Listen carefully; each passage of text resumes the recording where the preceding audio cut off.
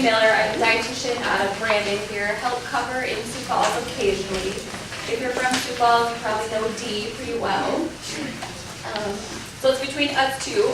And ironically, I can start with an opening that I got an email from the CDC last night stating that there is an E. coli outbreak. And so the first topic is the incidence of foodborne illness. So when we talk about that, E. coli obviously is one of them. And it was out of Illinois, and it affects 10 states currently, which if we would have an outbreak like that, Kelly would get information from the purchaser, the reputable vendor, on that. What causes E. coli, or what causes foodborne illness? Can anybody state? Leaving something out too long.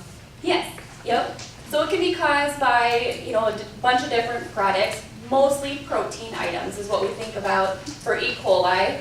It can happen when the slaughter goes for a cattle. So the intestines, we all have E. coli in our system. A lot of times it's good bacteria, but it can turn to bad bacteria as they slaughter. And so if we do not cook it up to a certain temperature, we're going to cause E. coli. So that's why it's very important for documentation as well as cooking up at the right temperature so we don't get this. The other thing it can occur with is pasteurized milk. So if we're not pasteurizing our milk, which we purchase pasteurized milk, that is another concern that we worry about. Or it also can occur through runoff onto fruits and vegetables at a farm. So very important. Does anybody know how many millions of people have an outbreak of a foodborne illness a year? Thousands, millions, hundreds? I feel like 10 million. 48 million, yes. It's extremely high incidence, and actually when you look at that in the American people, it's 1 out of 6 people have an outbreak. If we have something that's not cooked properly, we could have 10, 15 residents just here have E. coli or salmonella, something of a foodborne illness.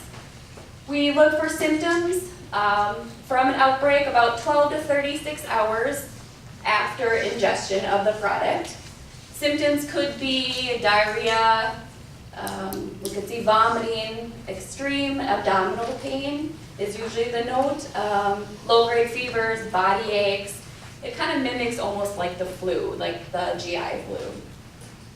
Across the nation, the #1 deficiency is infection control. So we think about that. How can we prevent foodborne illness? Washing your hands. Washing your hands. Yep, foodborne illness can be prevented very easily. Washing your hands, use glove use when needed, in between switching tasks. So anytime that we can wash our hands. Anybody state? Before. Before work, yep. Before work, before we switch a task, going to the bathroom.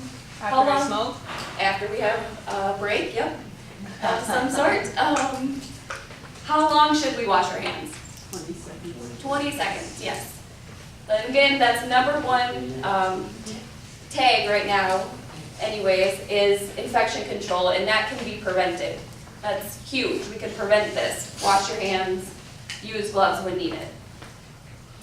Foodborne illness, a closer look at bacteria, like I said. What do we typically see foodborne illness is caused by? Protein items. Meat, eggs, dairy products. We need moisture, time, and temperature to cause a foodborne illness. So we talk about the danger zone a lot of times in the kitchen. Can anybody state the danger zone? This is when a food has the most incidence to cause a foodborne illness. Technically, 40 to 140 is what I say. It covers the window. It's actually 41 to 135, but we have 40 to 140 and it will cover it. It's very easy to remember. That's what I state in my head.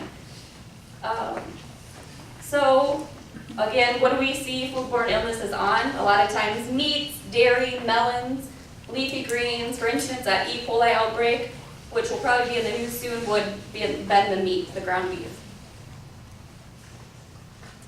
Food handling and preparation techniques, and food safety. This is more along the lines of the kitchen staff. What we do is purchasing from a reputable vendor. We can't just take tomatoes off the street from somebody. Making sure we're not buying dented cans, or if we see freezer items that are brought in from the kitchen, like frozen peas. We make sure that we don't see any crystals on them so that they're not thawed during the process when they're transported. That's not something that Bethany will take a hit for. We can send it back and get credit, so to recognize that right away is very important. Food storage, when we look at the fridge or the freezer, especially the fridge when we're thawing out items, we want to make sure what's on the bottom. Meat, yes. So if any juices fall, they're falling on the bottom, they're not falling on top of stuff that we already prepared or are going to serve. The next item would be more of your casseroles or mixed dishes, and then the top would be more of your fruits and vegetables. Food handling, we wear gloves when we have ready-to-eat food items. Ready-to-eat food items would be a cake, a cookie, fruit, sandwiches. We can use utensils. A lot of times I like to say that utensils are preferred because the gloves give us a false security that our hands are clean. And I've actually seen this in another facility that just got a tag on it where they feel their hands are clean moving from task to task. So without using those gloves, they feel like their hands are dirty when they touch something. So they go from touching the oven, turning it on, to going back and cutting their fruits and vegetables. Technically, they need to wash their hands. With their gloves, they went from turning the oven on to just going to the next task, assuming their hands were clean. So very important. Whenever in doubt, make sure you're just washing your hands. When we wash our hands, again, it's 20 seconds. Make sure vigorously. The state surveyors in one of my buildings did sit there and watch and count 20 seconds for somebody to wash their hands. So they are counting. Make sure you're aware of that. And then using the gloves, the towels, taking it off, wiping your hands, and turning it off the handles with the towels. Very important. Again, like I said, we had a state surveyor that sat there and watched all of that. And after she completed it, then she explained why she was sitting there and she was counting and stuff. But they are watching. Use bare hands for ready-to-eat items or utensils, no bare hands at all. Cover any cuts with Band-Aids. Something I've seen too that I want to bring up is fingernail polish. I know everybody is help serving, nurses for breakfast and then dietary staff for the other meals, is nail polish. We can't have nail polish on when we're serving. That can chip, go into stuff, even fingernails, like if we're having fake fingernails. We shouldn't be using that. You should be wearing gloves then over top. Then we go into time and temperature controls for food preparation. We talked about the danger zone already. Avoiding the danger zone would be 40 to 140. The reason we call that the danger zone is because bacteria multiplies very highly during that time period when it's in that temperatures. For 2 hours is the maximum amount we want food in that item, or in that time frame. Take all temperatures before meals. And, we think about hot temperatures typically is what I think about, but we can't forget about the cold temperatures either. We consider milk even to need to be temped before we serve.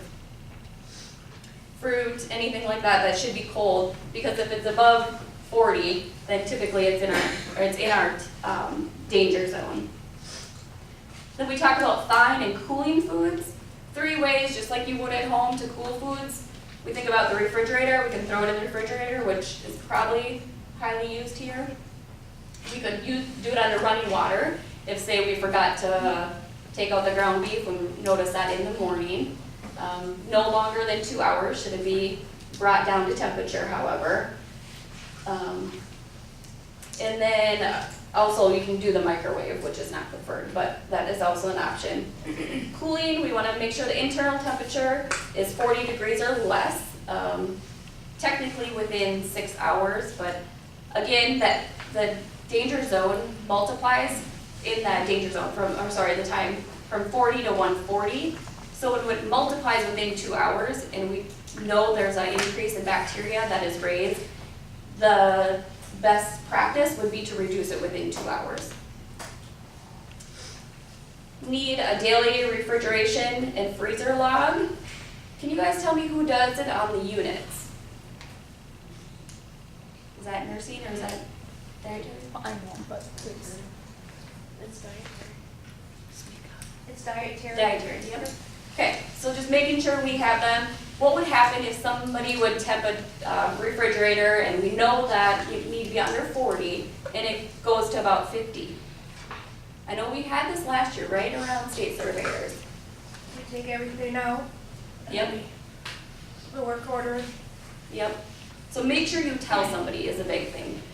Kelly is a great one to grab somebody and let them know so that we can fix this. Otherwise, all our food will be lost. You notice it even go up to 40, 42. There's some items that possibly could be saved, but if we let it go for a few days temping about that, it needs to be all discarded. And not only that, but we could risk foodborne illness in our residents, which we do not want. Serving and distribution, we want to use the correct portion size. And the reason for that is, say somebody's on a diabetic diet and somebody's on a regular. What's the difference? Can they have all the same food items? Typically, but it's the portion size that matters. So somebody that would get, say, a whole dessert, a big cake, may only get a half a portion of a diabetic, dessert, if they're a diabetic diet. So watching that, a lot of times, the dietary staff are well aware already what should be served, but making sure you're watching that. Food should be served in an attractive manner, even puree food items. So we don't want to just have a slop, and I know a lot of people think about that. They put a serving, and puree is like pudding, so it's going to separate a little bit. But we do not want those items to run into one another. I myself am very particular at eating, and I can't have my food touch. That's just how I am. So I know I'm not the only one like that, and to have the residents have an attractive manner so that they're able to consume more is beneficial. Avoid using disposable dishes or silverware. And why is that? It's a dignity issue. So we don't want to use it unless, say our dish machine would go down or we have a catastrophic event that we need to. Meals are to be served from the time supper is served, from the time breakfast is served, 14 hours. So very important to get residents out to the dining room when they're supposed to. So for breakfast, make sure that they're out and they have the chance to come. It's more of an open dining, so they're able to choose, but to offer that at least, to know that we have them out there. If they're refusing breakfast, which I've seen quite a few residents do, make sure that the dietitian, wherever you're at, knows, or dietary manager, so they can alert somebody, so that we can put an intervention in place, whether that be documentation that they don't want anything, start some kind of supplement, or offer a substantial HS snack so that we can cover what they're missing out on. Everyone must be served at the same table at the same time. So that is another tag that's kind of going through that I've seen at a few facilities lately, is we serve residents so they have 7 tables out. Make sure that everybody that comes to that table at that time is served, and not just 2 people and then grabbing a few other tickets or residents' meals and then going back to that table. They say that you can jump in the line. So say a table is not all there and people are coming out, make sure that first table is served. We talk about leftover food handling. What do we want to do with every food item that we put back in the refrigerator? Label and date it, yes. Does anybody know how long we can keep leftovers? 5 days, yep, perfect. I know we used to be 3 and we did extend that. And then items to be reheated, what's the temperature? 165, yes. And in fact, that's what I tell everybody is, again, kind of like the danger zone, is 40 to 140 is just an easy number.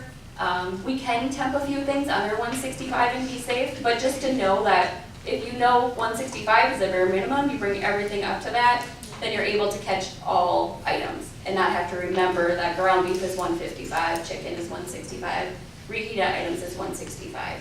So if it makes sense, it's just easier. Then we talk about sanitation versus cleaning. Cleaning is reducing food debris, washing with soap and water, removing the visible soil off of items. And sanitizing would be reducing what? Bacteria. Yep. Items that are not safe, obviously. 2 methods of sanitizing could be a heat method, and the other one could be a sanitizing method. If we do a heat method, it would be up to 170 to 190 degrees the dish machine would have to temp to. And if we do a sanitizing, we go by the sanitizer. Kelly, what do we do here? Both, depends on what you bring. Okay. So dishes go through the dish machine, and that would be like the heat sanitizing. And then like our dining room tables have specific like hot sanitizers provided for spraying down and cleaning those surfaces. Sure. And so another thing too is that we've seen recently within the survey process is that they're grabbing a test strip and seeing that our buckets are within the designated sanitizer solution. We also they've looked at different logs, and if the temperature is not adequate or not filled in, they may look more into the process if anybody's got sick recently. That was at another facility that one of my friends consults at as well. And it was a big thing. Like they even brought up the word of the IJ, which is the worst, one of the worst tags, I guess, because they were not bringing up their dish machine up to standards. So that can obviously cause foodborne illness to be passed around, or if somebody has, say, C. diff infection, that could be passed to any resident. So very, very important to be looking at, making sure everything is up to the standards and not just filled out because it needs to be filled out. There's obviously a reason for it. Change sanitizer buckets how often? How many hours? Every 2 hours. Every 2 hours, yep. And make sure that it's up to our standards, the full strength. Then the next thing I want to talk about is nutrition and hydration. So as we age, calories and protein do make a difference. As we age, calories, do we need more or less, do you think? Actually, no, we don't. Protein needs we need more of because we're losing lean body mass. So we think of all of our muscles. Well, to help preserve that, that's why a lot of times, I know in Brandon here, we see like a high protein snack that will get added or a little bit of a supplement. Maybe they're refusing to do breakfast or refusing to do, meat options. So we'll throw in a yogurt or a cottage cheese, something that has higher protein value to help preserve that muscle mass. Fat mass decreases as we age. We don't have the energy expenditure, and we're not as physically active. So you think of being less physically active, obviously we're gonna have less muscle mass. So then our fat mass will increase. Bone density decreases as we age. A lot of times with osteoporosis, we think of falls. How can we prevent that? Well, making sure that people are getting what they need. A lot of times they come to us, they already have osteoporosis, but their bones are very brittle and they can break easily. So if we have a fall, where a lot of times they're at risk for a fracture, which is not desired either. So making sure that people are getting what they need, say the calcium and vitamin D supplements, or milk at meals, however we can help out with that. Appetite usually decreases, affecting weight loss. Can anybody name any disease process that we see weight loss with?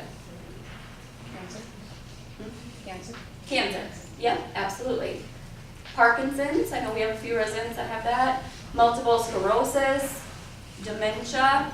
Sometimes with the dementia process, with having secured dementia unit here, a lot of times we see residents who forget to use their utensils. They don't remember how to use utensils anymore. Or they don't remember how to use, say they don't, they don't chew. They're not able to chew anymore. They're forgetting how to chew, or even how to swallow is at the end process. And sometimes we go to more of a fluid diet is what we call it, and they're able to stabilize the weight because that's about the last item that they will forget to do is swallow. So a lot of times when they're drinking, they're still able to maintain weight. But very important, a lot of times we actually started a finger food diet here because in the dementia unit, we've seen a lot of residents not use the utensils. So we have about a handful or a little bit less than that have finger food diet over in Maple here, which is great. It's helped keep their weight loss stable. Taste ability is reduced with a decrease in number of taste buds. A lot of times you may see residents not like what they used to or add a lot of salt.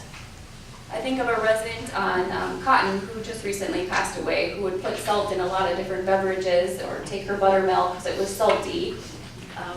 And it's just interesting how your taste buds do change. And there are reasons for it. And so when we're serving and we're in the dining room, what can we do to help them have increased taste? Offering the salt and pepper, saying, is there anything else I can get you? We have ketchup, we have mustard, we have ranch. What would you like to help keep your weight stable is my thought process, but to help you eat better. Dental problems are a concern, making sure that the resident comes out to the dining room table and what do they have? We make sure that they have their dentures in, their glasses on, what helps them to eat. And it's very important. If you come out without dentures on or even a partial, you're not going to eat as well. You have a risk for chewing or swallowing abilities and risk of choking. They could ultimately die because they do not have their adaptive equipment. Swallowing problems occur requiring a soft or parade diet. What are symptoms that we want to watch out for that you guys can observe and let somebody know if they're having problems swallowing?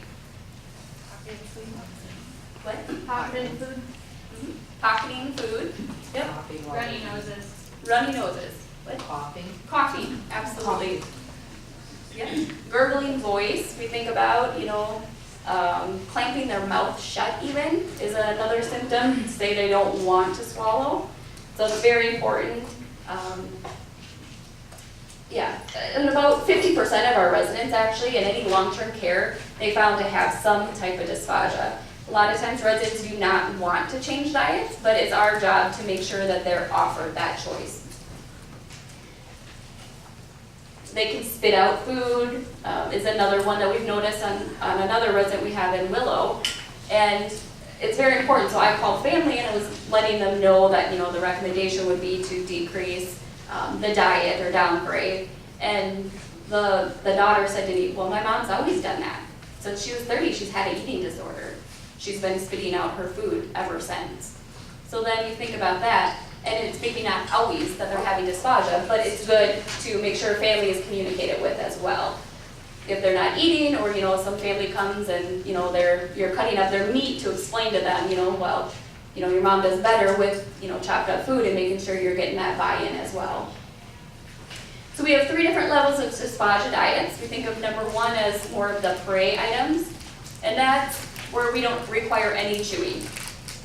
We think of prey as pudding or like a yogurt without textures.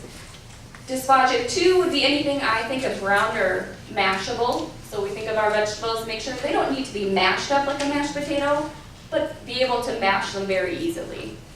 No bread is allowed. That's number 1 litigation actually for long-term care with eating anyways and choking is bread. So making sure that if they are not supposed to have bread, they are not given any bread. And it's documented if they still want it. And that's with the NDD 3 too, what we call is mechanical soft. And that's anything that's fork tender, no crunchy items, no bread, like crisp bread as well, to make sure that's followed.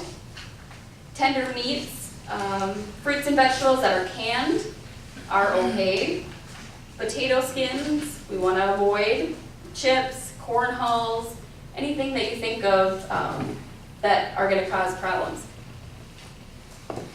Nutrition needs in the aging, we think about calorie needs, they decrease as we age. Protein needs increase, which we talked about, and fluids. So a lot of times I see residents here that are at risk for dehydration. What's a couple times that we can add fluids to their meals, or when can we encourage?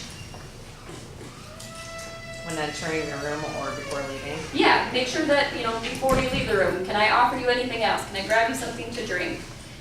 Making sure they have water in front of them at meals, as well as, whatever their favorite item is, cranberry juice or milk, and offering what they want, and not just assuming, they wanted orange juice last week, so they're gonna get orange juice this week. Our taste buds obviously do change. Then we think of, we get water with MedPass. So if we're getting water, then we can get applesauce.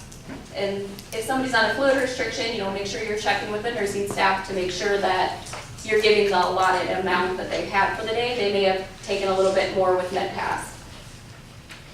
The menu guidelines are based off of the food guide pyramid, but also on food preferences. I know Kelly goes to resident council. We listen to items that residents want to have. Like last time I think they said they would like, was it more chicken, less steak and pork chops or something? So that's what we go off of. Again, with the state surveyor process, we think of it's more resident based now, so they're asking the residents what they want. And if we don't ask the residents what they want, we don't know. So very important to make sure they're in consideration for that. Meal is often their focal point. Courtesy and prompt services should be allocated, and not just to those that are alert, but making sure that you're offering to anybody. I think that that's one thing that they have control over yet at this point, is usually what they can have. And Bethany, I can tell you, is by far the best facility for food that I go to. We offer so much here that I don't have any concerns. Like when I go ask a resident, how is the food? I very rarely hear a concern, which is amazing to hear. And I think it actually does help with weight loss too. So it's very, very cool. The dining experience for your facility should be a pleasant one. Make sure that you're wearing your hairnet when you're in the kitchen, even if you're running back and say somebody's cooking. I've seen that a couple times before, that I've even caught myself going in there and it's like, nope, I have to back up and grab a hairnet. If somebody's frying some eggs in the back and you're just going to grab a supplement out of the fridge and you're walking across that line, make sure you have your hairnet on. And if you're cooking, an apron. Wheelchairs, make sure they're fitting properly underneath tables. If they are not, I just saw that in the Meadows the other day, documentation, the wheelchair does not fit underneath the table. But then we have a referral for a wheelchair. So just making sure that the nursing staff or somebody is aware so we can follow up with these concerns. No gloves in serving or feeding residents. I had another facility where a resident, when state servers were there, were sneezing into their arm, and the staff member thought it was okay because they weren't sneezing on their hands, but that was a red flag, so make sure you're going to wash your hands after any touching, grabbing of a sleeve or a shirt for anybody. When we grab plates, we make sure we grab the bottom, not the rim of the plate where they're going to eat, or the top of the cup. If a resident has a problem with vision, you can say around the clock method. I can think of somebody on Plum over here who we do that with, and it seems to increase his eating depending on how his vision is that day. And talk to a resident instead of other staff as we're feeding.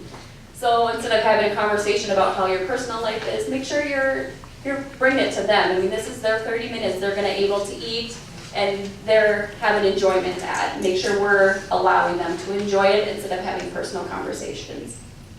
And then lastly, I wouldn't do an in-service if I didn't talk about this, is weights. Making sure that we have weights documented. So that's how I know if a resident has fluid on or if they're losing weight.